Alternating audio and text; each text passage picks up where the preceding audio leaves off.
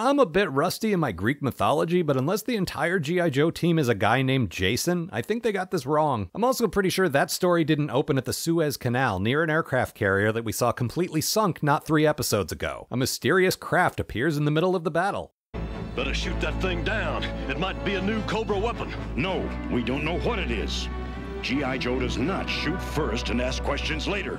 Shoot first and ask questions later! It might be a new G.I. Joe weapon! I have nothing to add to this. The Cobras do indeed shoot first, and the craft drops a cone-shaped object that I can only assume is some DNA, as seen in Dr. Mindbender's now infamous dream. Both teams send guys to check the thing out, and the Joe team contains Sergeant Slaughter, and I'm not sure if I have a whole lot more barely literate wrestler jokes in me, you guys. Then a laser gets fired into the thing, which I guess we're calling the coil now, and somehow this transports everyone back in time. Some ancient Greek dudes show up, and whoa, they don't actually speak English. Points in the slightly more credible column. Okay, now hand those points back immediately because apparently Sergeant Slaughter speaks ancient Greek, which might be the most difficult thing the show has ever expected me to believe. And I still remember Fatal Fluffies. Because of their advanced skills and tools, these toga dudes begin to assume the assorted Joes are gods. Which is cute, except Sergeant Slaughter clearly flexes his muscles right in front of them on purpose so they'll think he's Heracles, aka Hercules. Man, don't force it, just let it happen. Like, go have sex with a swan like you normally would and then let them assume you're Zeus. Hey, don't blame me for taking this to a weird place. That's one of the better known Greek myths. You can't pin that on me. They also mishear Tomahawk as Argonaut, and I can see where this is going, except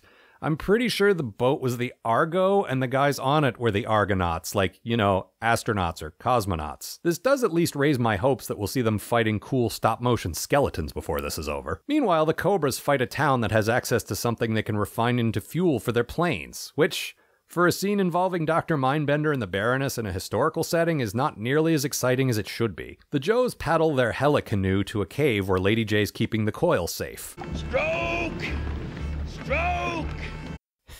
Stroke. The Baroness takes a group to attack the Joes from hang gliders while the other guys refuel, and one of the Greek guys thinks they're harpies. Okay, I think you might be stretching this premise a little thin now, guys, but we're just past the halfway point now, so surely that's the last one, right? Sergeant Slaughter is separated from the others and meets someone he calls King Achaeus, but I'm pretty sure he means Achilles. Then they both start talking to each other in English, and maybe since the show has established that Sergeant Slaughter speaks ancient Greek, they're just taking the liberty of translating these two for us, but we're given no real indication of this. Sergeant Slaughter has to clean the king's stable in a day, which I know is from mythology, but it's also not exactly the sort of pulse-pounding action kids are tuning in to see, much less reenact with their action figures at home. I mean, he pulls a dumb trick where he just floods the stables, which seems less like cleaning the stables and more like drowning the horses, but I admit this isn't a thing I know a lot about. Eventually everyone makes it home, and I gotta say, this one was a lot of wasted potential. I was expecting Medusas and Minotaurs and Pegasuses. Nobody even released a Kraken. I guess Sergeant Slaughter ended up releasing a bunch of dead horses into the river, but that's hardly as satisfying. Oh, and those craft, which I guess contained aliens, returned for their coil thing, but it's never really made very clear who they were or what that was all about. And honestly, why waste a bunch of screen time explaining things like that when you can show Sergeant Slaughter doing a bunch of wrestling moves on every conceivable type of opponent? The show's only a half hour long after all, you gotta prioritize.